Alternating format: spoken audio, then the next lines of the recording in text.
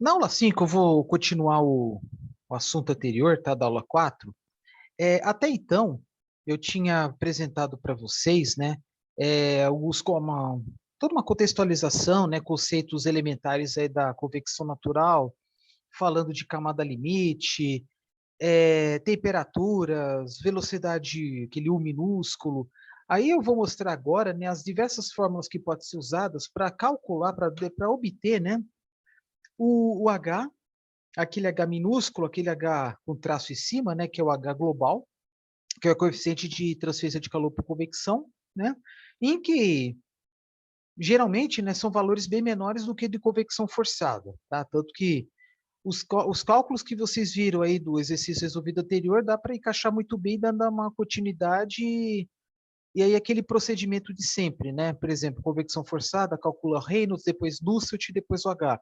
Aí no caso, Rayleigh, depois Nusselt, depois o, o H, né? Então é o seguinte, a partir do momento em que calcula o número de Nusselt, o resto é... Não, desculpa, obtém, né, o valor do H, o resto são os mesmos procedimentos dos capítulos anteriores, tá? Por exemplo, tem aquela fórmula da potência, da potência térmica, né, que é o Q minúsculo, H, que é a unidade de watts por metro quadrado Kelvin, vezes a área, vezes a diferença de temperatura. Por exemplo, entre uma superfície e o ambiente externo, no caso o T infinito, entre o TS e o T infinito, tá bom? E também existem outras fórmulas que vocês podem usar, né, para você medir, por exemplo, a variação, né, o fluxo de energia, né? Isso, quando eu falo energia, é, a, é o calor, né, que é transmitido com o passar do tempo. Aí tem umas variáveis, vocês podem colocar lá o ΔT sobre ΔT, melhor dizendo, ΔT minúsculo sobre ΔT maiúsculo. Mais para frente eu mostro as fórmulas, tá? Isto é possível calcular, né, em um regime permanente esse fluxo de calor, né, em um determinado período de tempo. Bom, vamos lá. Eu vou aqui compartilhar com vocês. Então, claro que as fórmulas que vão mostrar aí são correlações empíricas, tá? São fórmulas até extensas, tá? Provenientes de estudos experimentais e prestar muita atenção nas condições impostas por cada uma das fórmulas. Então, o que vocês estão vendo aqui? Que a primeira fórmula é uma fórmula, digamos, tronco, padrão, que vai servir para outras situações aí, independente. Placas horizontais, placas para, de novo, não é a primeira vez que isso acontece. Placas horizontais, placas verticais, cilindros, esferas e assim por diante. Tá? Vou botar aqui.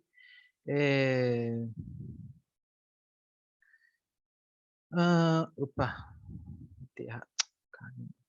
tá, aqui mesmo, tá certo. Então vamos lá.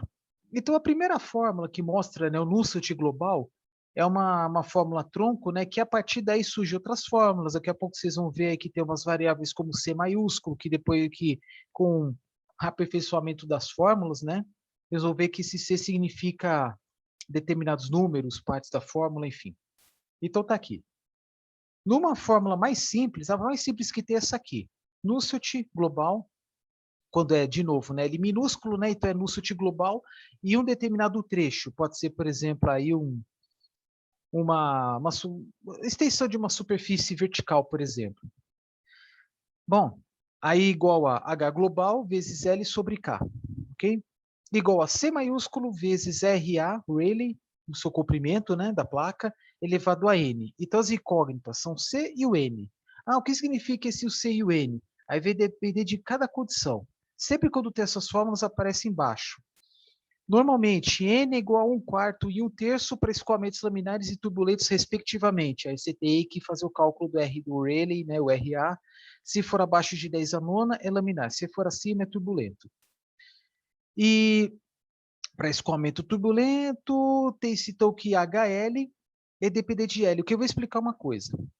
Vocês viram que dependendo tem uma situação, né, em que o começo do escoamento é laminar e depois torna-se turbulento. Claro que o ideal é, né, você fazer um projeto de um sistema, né, de transferência de calor, né, convecção natural, onde você vai respeitar, onde você vai fazer o projeto para que tenha o máximo o escoamento laminar, na minha opinião, né? Porque o projeto é muito mais simples, as fórmulas são mais simples, já escoamento turbulento, mesmo com as fórmulas que estão aqui neste livro, né? Muitas vezes recomenda fazer uma modelagem computacional usando aí um programa como ANSYS, enfim, né? Essa é outra história. Aí é o seguinte, aqui o H' L é dependente de L. Então, o que acontece? Quando eu falo, né, que o HL é dependente de L, né, H global, né, quando o escoamento é apenas laminar, é mais fácil de definir. Agora, quando tem uma mistura de laminar com turbulento, aí fica um negócio muito complexo. Tá? Então, certamente, vai ser um H para o escoamento laminar e outro a partir do escoamento turbulento. E mesmo assim tem que simplificar muita coisa, tá? Para vocês fazerem os exercícios que estão aqui no livro. Agora, se for considerar vários fatores que não são considerados aqui, rugosidade da superfície, variação da temperatura da superfície, variação da composição do material da superfície. Quando falo em placa, são placas retas, então muitas vezes geometria é diferente. Tá? Então, a presença de alguma cavidade na placa, ou alguma fenda, alguma coisa, algum obstáculo.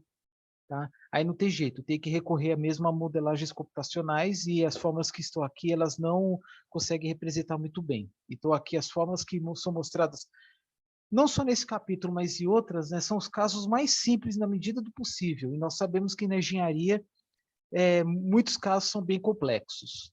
Tá? E que não apenas a resolução no papel, né, na unha é o suficiente.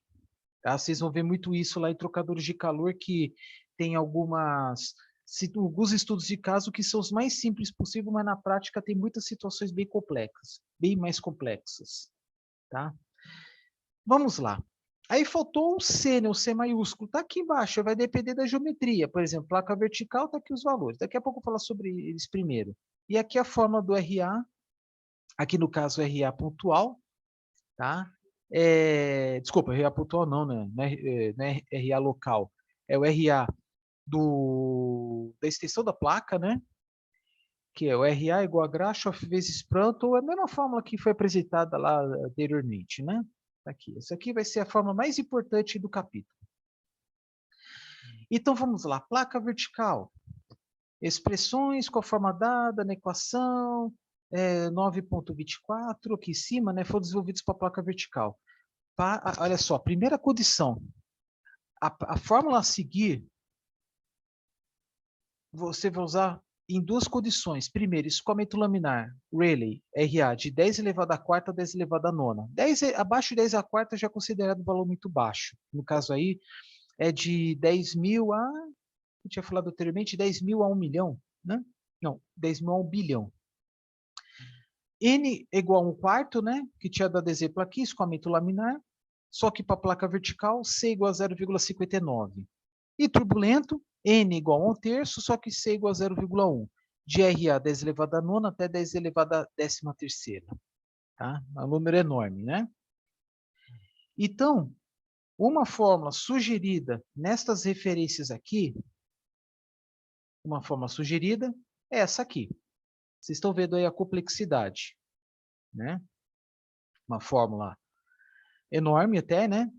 Então requer muito cuidado vocês efetuarem os cálculos. Uma coisa que eu sempre falo, vira até clichê, eu não sei se eu falei no primeiro vídeo, mas quem está fazendo essa disciplina, além de ter, óbvio, né, ter passado em transferência de calor 1, né, ter o mínimo de domínio com calculadora científica, porque eu já tive experiência de dar aula de transferência de calor 1, chegando uma aluna pegou pedido para mim para ensinar para ela durante a prova como é que usa a calculadora científica. Né? Só para dar exemplo de absurdo, né? E sinal que essa aluna não estudou. Mas eu sei que não é uma coisa trivial, né? Então, se vocês estão aqui, porque vocês sabem fazer esses cálculos com esses expoentes aqui, né? Alguma coisa elevada a 1/6, alguma coisa elevada a 9/16. Então, sabe calcular, né? Calcular primeiro o que está aqui dentro dos paredes, depois os colchetes, depois as chaves. Então, vocês têm, apesar da dificuldade, né, de usar uma calculadora comum como a Cássio, né? Mas você sabe como calcular. Ou se não tiver habilidade de usar uma calculadora simples e efetuar um cálculo complexo como esse, pelo menos vocês anotam no caderninho à parte, né? em partes, né? Calcular primeiro, esse 0,492 sobre Prandtl elevado a 916, beleza? Aí tem o resultado, soma mais um, coloca no papelzinho, soma mais um, e depois expoente 8 elevado a 27. Aí coloca lá, denominador, depois numerador, calcula isso aqui, depois um divide pelo outro, depois soma, depois eleva ao quadrado. Essa é uma das fórmulas né? E fazer com calma, paciência, e fazer de novo. Fazer talvez até 3 vezes, se for o caso. Para você ter certeza que você fez o cálculo certo, né? Então é algo que exige atenção. Claro que se fizer numa planilha, né, no computador, é muito mais fácil, bom? Porque às vezes precisa fazer esse cálculo 2 vezes, não para ver se está certo, né, mas colocar outros valores, né, uma segunda condição, enfim. Mas vou te explicar uma coisa para vocês. Tem certas fórmulas que estão aí que nem sempre são necessárias para uma determinada situação. Então, por exemplo, quanto mais simples for a fórmula, geralmente, a exceção, quanto mais simples for a fórmula, maiores são as restrições. Melhor dizendo, né? Elas são usadas para apenas algumas situações. Vocês estão vendo aqui, né? Que essa forma pode ser usada por uma gama enorme uma faixa enorme de Rayleigh, tá? Então, dificilmente vocês vão ver aí, vão obter o Rayleigh abaixo de 10 a quarta ou acima de 10 a 13. Muito difícil. Até mesmo na prática, no experimental, é muito difícil, tá? É claro que se vocês se colocarem, fazer o cálculo várias vezes, algumas vezes no laminar, algumas vezes no turbulento, ao chegar no Rayleigh 10 elevado a nona, vocês não vão conseguir plotar um gráfico perfeito. Vai ter lá um solavanco, um degrau para baixo, para cima, né? Por quê? Porque é uma mudança brusca do valor do C.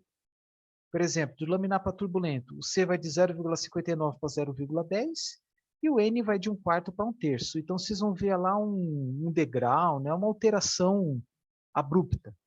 Tá?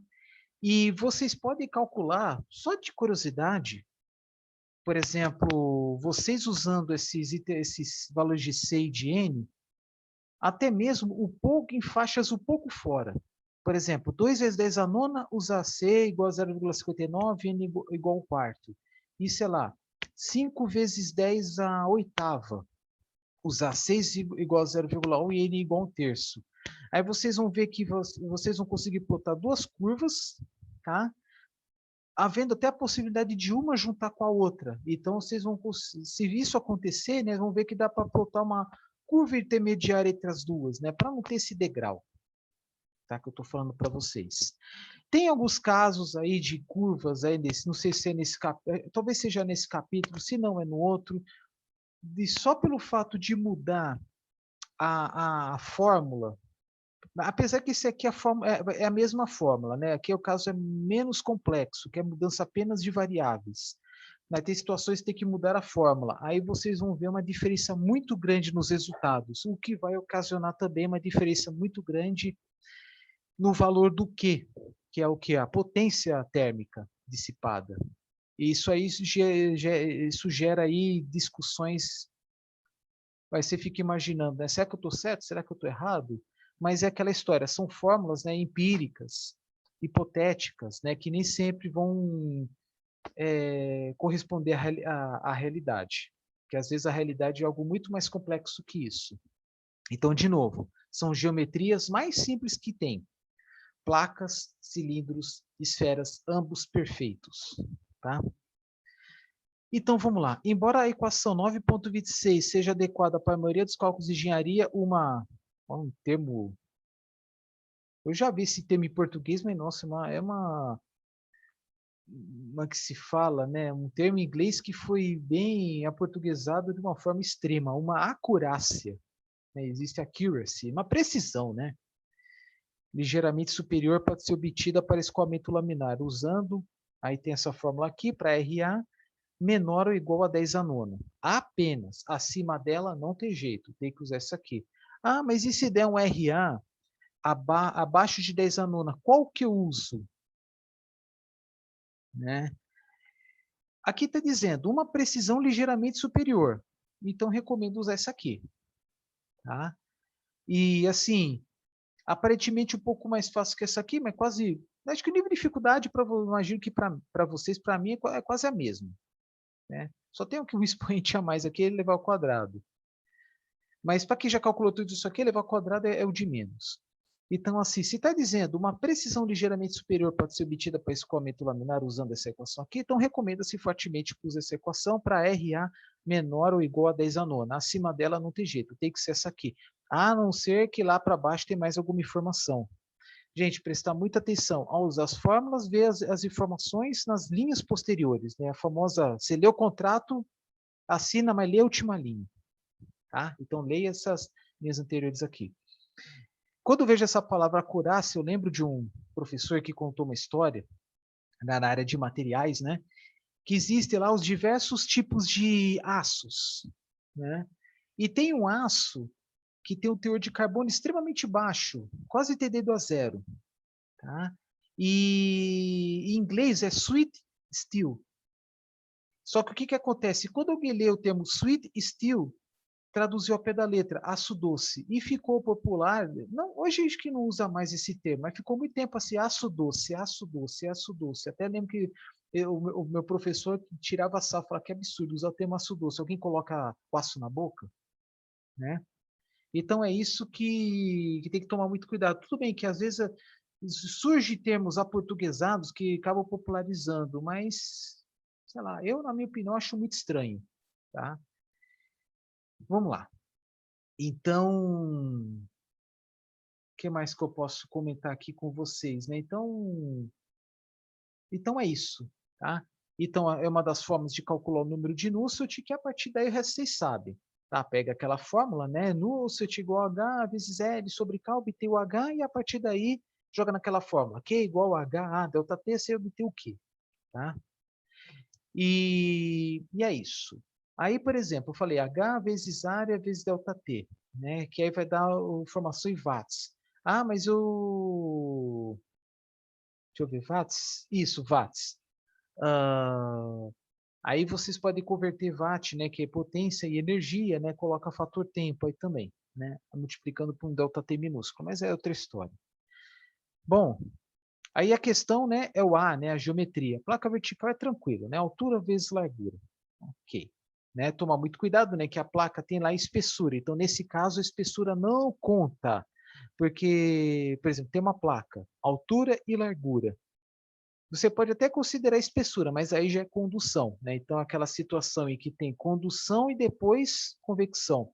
Eu falo isso por quê? Primeiro que há situações, né, onde tem lá a transferência de calor de uma placa, de um lado da placa para o outro lado da placa. Aí tem convecção de um lado, condução no meio, aí depois convecção de novo. Vamos supor que tenha, por exemplo, uma tubulação. Passa água quente dentro da tubulação. Isto é, a água quente está a temperatura maior do que o ambiente externo. Então, assim, está lá a água quente, tem lá a superfície na qual está em contato com a água quente, né, que supostamente é a mesma temperatura, né, a temperatura da superfície interna é a mesma da água quente, e do lado de fora a temperatura vai ser supostamente igual ao do ambiente externo. Né? Supostamente, né, porque a gente sabe que depois de um certo tempo não é isso que acontece, a não ser que você coloque um isolante perfeito. Então dá para fazer esse cálculo também de convecção. Né? No caso desse exemplo, né, por dentro é escoamento é convecção interna, capítulo 8.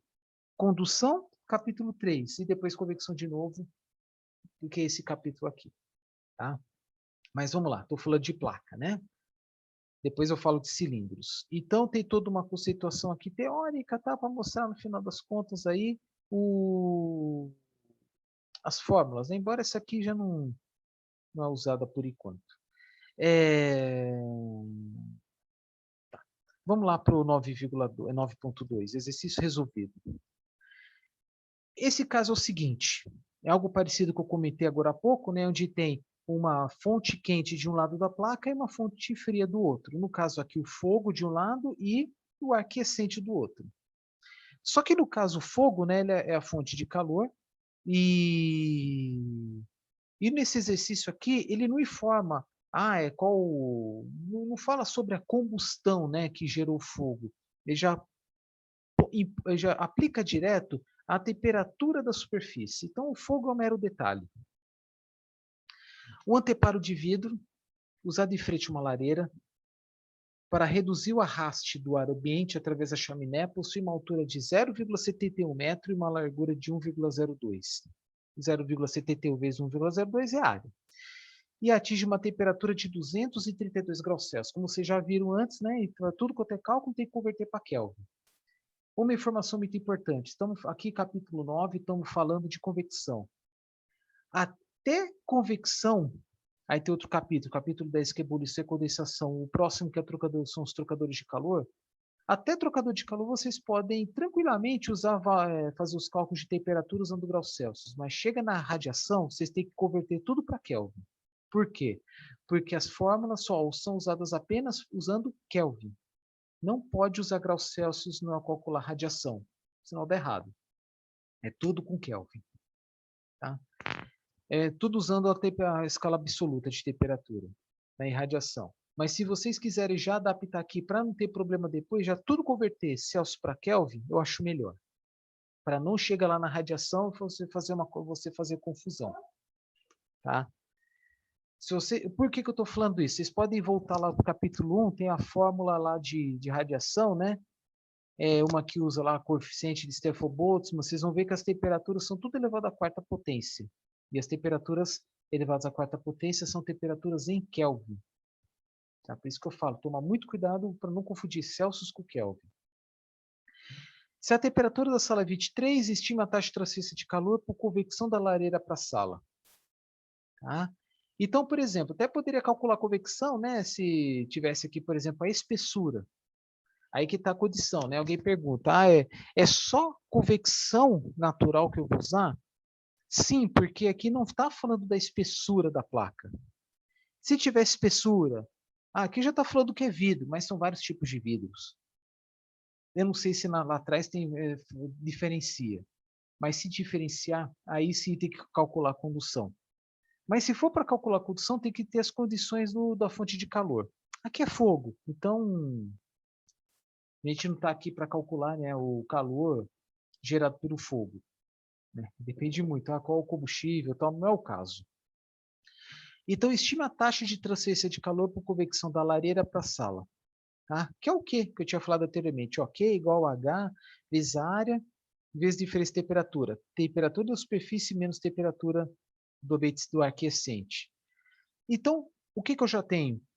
A área da superfície, que é o quê? 0,71 vezes 1,02. Aqui, altura vezes largura.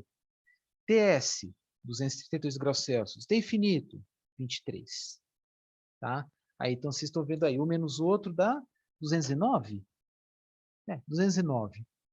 Aí depois, calcula. Aí a grande incógnita, o H.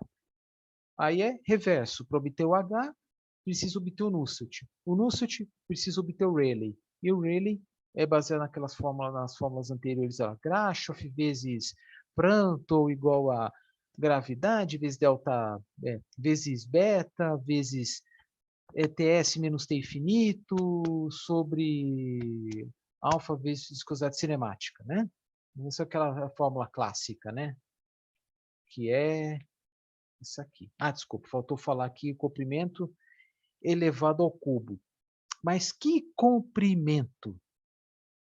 Por quê? Olha só. Vocês estão vendo aqui no exercício resolvido que a altura é L. Então, vocês podem deduzir, se já está colocando o exercício resolvido L maiúsculo, e lá na fórmula está L maiúsculo, então usa a altura. Aí eu pergunto, por que não usar a largura? Porque o comportamento da convecção natural vai de baixo para cima. Por quê? Porque o fogo, o fogo gera calor, que o calor vai de baixo para cima. Tá? Sempre pensam nisso. Vocês viram lá nos exercícios anteriores, placa vertical, a formação da camada limite vai de baixo para cima. Então, você pode pegar dois pontos suficientemente distantes, mas se os dois pontos estiverem na mesma altura, podemos dizer que a transferência de calor pontual nesses dois pontos vai ser teoricamente iguais. Tá? Então, aqui na largura, 1,02. No W igual a 0, W igual a 1,02 metro, a transferência de calor pontual vão ser iguais, teoricamente. Por que eu falo teoricamente? Porque só fala... A única informação que tem que a temperatura da superfície é 232 graus Celsius é uma temperatura uniforme. Eu sei que na prática isso não acontece, tá? Porque tem o desenvolvimento do fogo, né? Então é muito provável, né, que o fogo, que a temperatura seja mais alta na base do que lá em cima. Pode ser que eu esteja enganado. Mas vamos supor que numa placa extensa como essa, todos os pontos de exceção estejam à mesma temperatura, 232 graus Celsius. É que tudo que quando eu falo exercícios resolvidos são situações mais simples. Aí tem os exercícios da lista de exercícios, são situações um pouco mais complexas, mas não foge muito à regra. Então o que acontece? Eu tenho que calcular o H, tomando como base em que o L que está lá no cálculo do número de Rayleigh é o L altura. Sempre quando é placa vertical é altura. Por quê? Porque há uma alteração da espessura da camada limite com altura e não com a largura. Com a largura, em diversos pontos da mesma altura, as condições são iguais. Tá? Não é porque aqui está L maiúsculo. O estagiário poderia ser mais ousado e colocar sei lá, um L minúsculo e aqui a largura L maiúsculo, aí enganaria vocês. Tá? E que dados que eu pego do ar lá na tabela? Dados de uma temperatura média. Por quê? Porque aquelas moléculas que estão próximas à placa estão a 232 graus Celsius. À medida que vão afastando da placa, a temperatura diminui até alcançar o aquecente de 23 graus Celsius. Tá? Então, que dados que eu pego? São aqueles dados necessários, né, que tem lá na fórmula aqui do número de Grashof, que é beta, viscosidade cinemática, alfa. Só que mais para frente, para calcular o número de Nusselt, tem o PR, o Prandtl, aqui, ó. Tá bom? Então vamos lá de novo. Que dados que eu posso pegar? Bom, já é isso que eu falei para vocês, né? Estão todos eles aqui, né? E aqui porque ó, o estagiário pegou aqui cálculo o ar a 400 Kelvin, que é a média, 232 com 23, né, fazendo o cálculo assim de cabeça, somando 255 dividido por 2 vai dar 127,5, 127,5 graus Celsius, aí somando 273, né, vai dar 400,5 Kelvin. Aí pega 400 Kelvin para facilitar, né, que tem na tabela, né, e é isso aí. Mas vai ter diferença com a diferença de 0,5 Kelvin? Não, é desprezível. Bom? E de novo, o beta. De novo, o que é o beta? O beta é 1 sobre essa temperatura média. 1 sobre 400, que no caso aqui vai dar 0,0025. Né? Vamos lá. Daqui para frente, eu vou ser mais rápido, tá? Porque o mais importante é o desenvolvimento do exercício. Depois é só jogar os valores e pronto. Eu não vou ficar detalhando, explicando passo a passo, tá? Porque senão fica muito repetitivo. Usa aquela fórmula de Rayleigh. O L, de novo, é a altura da placa, 0,71. Aí eu obter esse valor aqui do RA, 1,813 vezes 10 a nona. Aí vocês estão vendo que a partir de uma certa altura foi desenvolvido o regime turbulento. Tá? E da equação 9,9.23, qual é o 9,23? Equação 9,23. Tá, só para tentar, né, que a partir de uma certa região era laminar, depois virou turbulento. E aí, o que que acontece?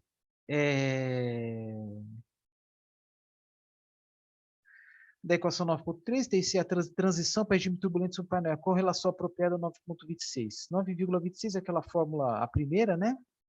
Mas o que que acontece? O ideal é calcular 2 vezes, tá? Isto é, a partir de um certo trecho, usa essa fórmula, tomando como valores as variáveis para regime laminar e depois regime turbulento. No final das contas, vocês vão ver aí que os números de Nusselt vão ser diferentes, os Hs, traços vão ser diferentes, tá? Então, vai ter lá um escoamento até uma certa altura, depois de uma certa altura até o final. O ideal seria isso, mas vocês podem, será que pode simplificar e fazer um cálculo só? Até pode vocês usarem apenas uma fórmula, usar os variáveis lá do escoamento laminar, mas não vai ficar lá essas coisas. Então, é o que o estagiário fez aqui, ó. Da equação 9.23, tem-se que a transição para regime turbulento sobre o painel, a correlação apropriada, usou aquela fórmula, ok, né? Então, por exemplo, aqui no cálculo do RA,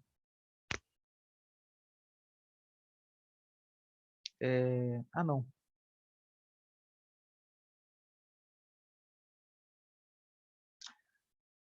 Acabei falando falei uma pequena besteira aqui, né? Que esses Cs e Ns, né, obviamente, só são para a fórmula aqui de cima. Desculpa, eu confundi.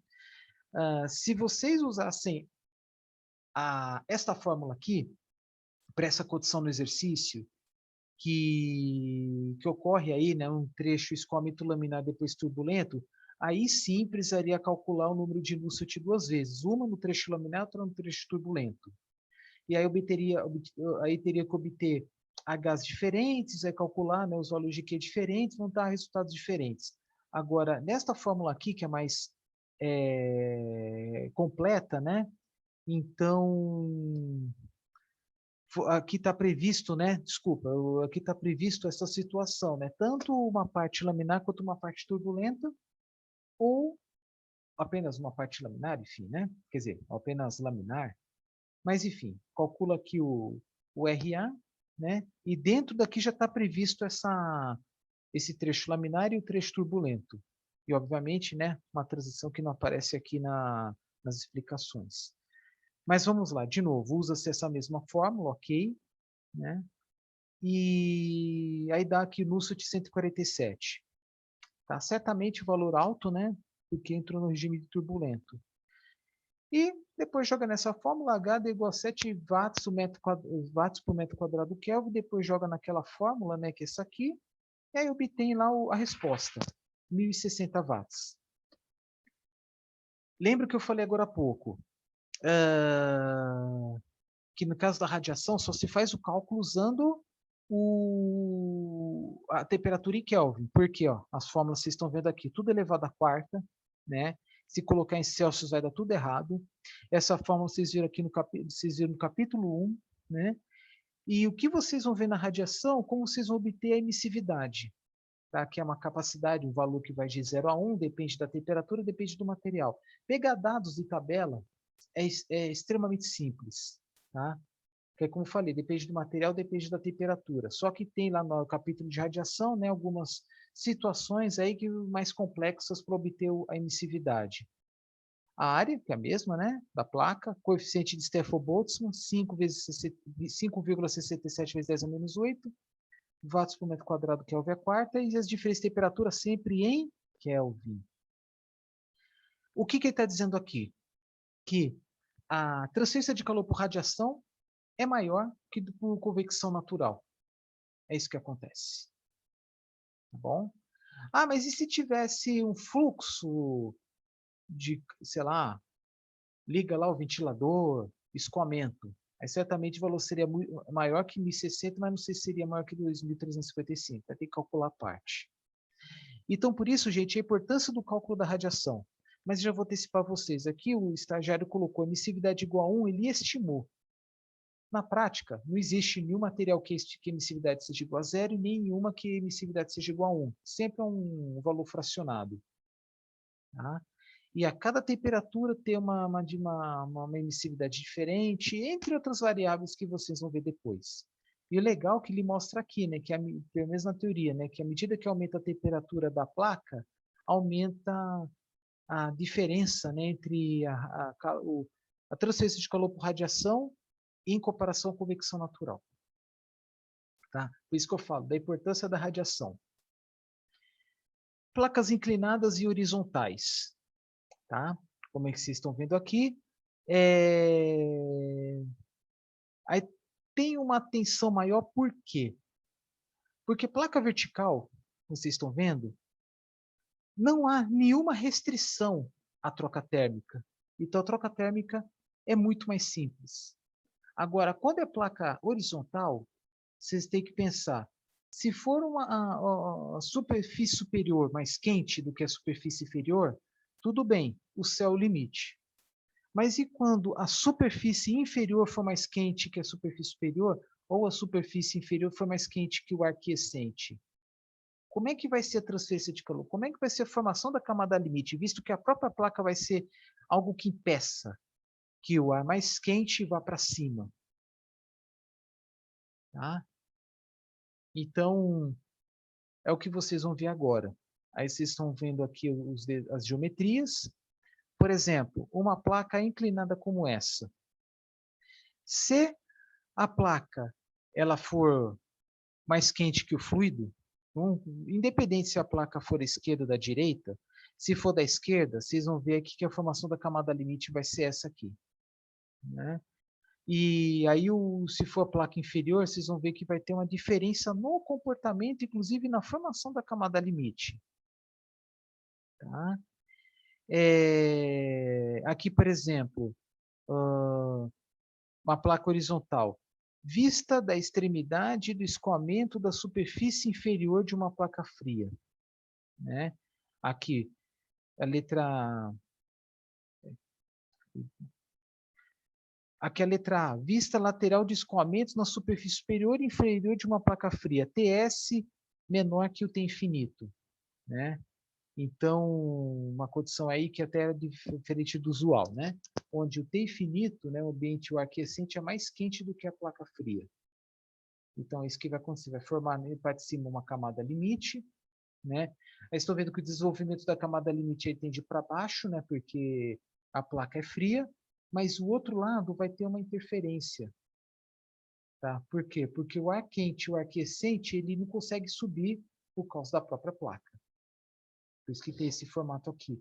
E aqui é o contrário, né? Na letra C, vista lateral de escoamentos na superfície superior e inferior de uma placa quente. TS maior que o T infinito. Então, vai formar esse perfil irregular que vocês estão vendo aqui do lado esquerdo, e do lado direito vai formar na camada limite bonitinha, como vocês viram antes. E as diferenças de escoamento, aí se for, por exemplo, essa placa da letra B, escoamento superfície inferior de uma placa fria, inferior de uma placa fria, e aqui em cima, superior de uma placa quente.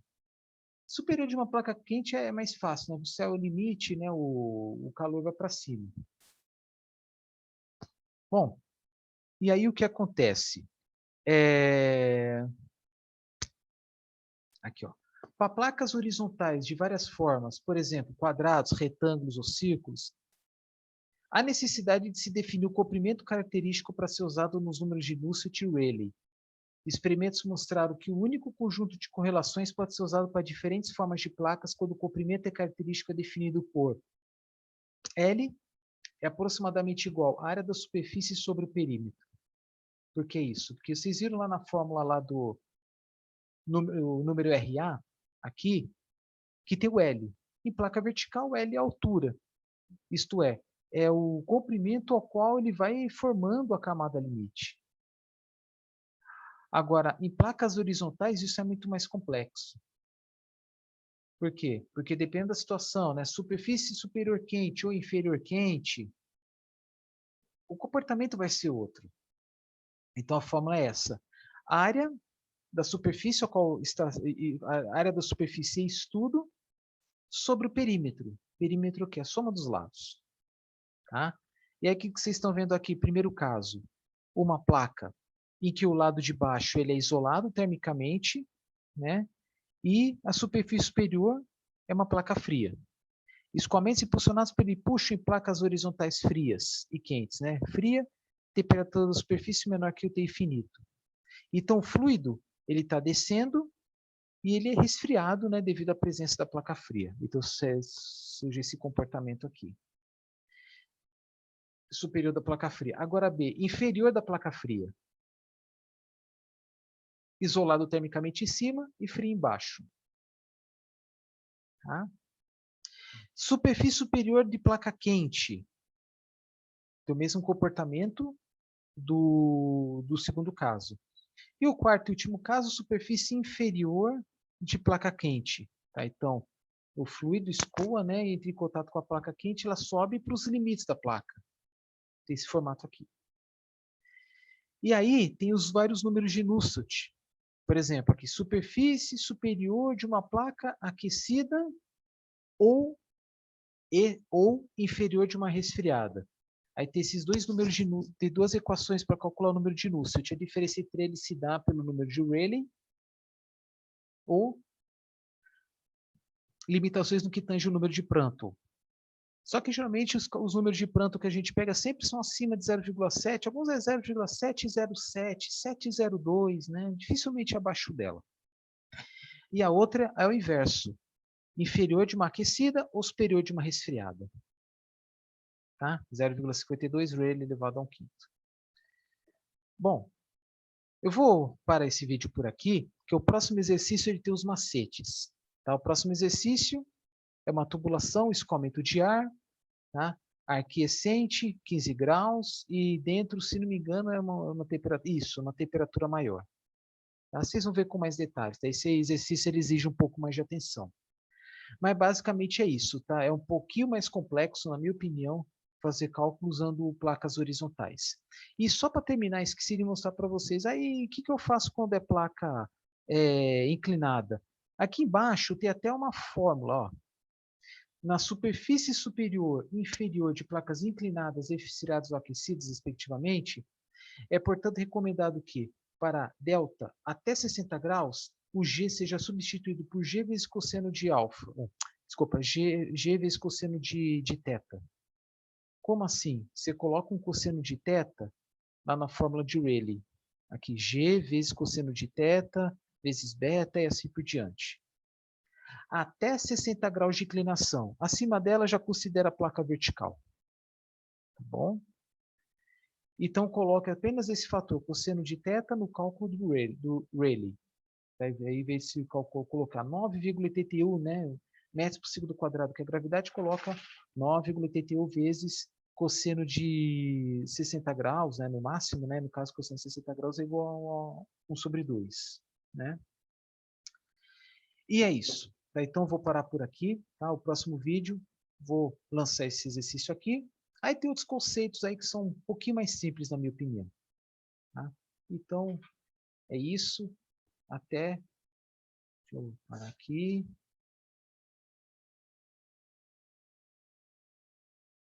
Travou aqui. Mas, enfim, é só para o vídeo não ficar muito longo, tá?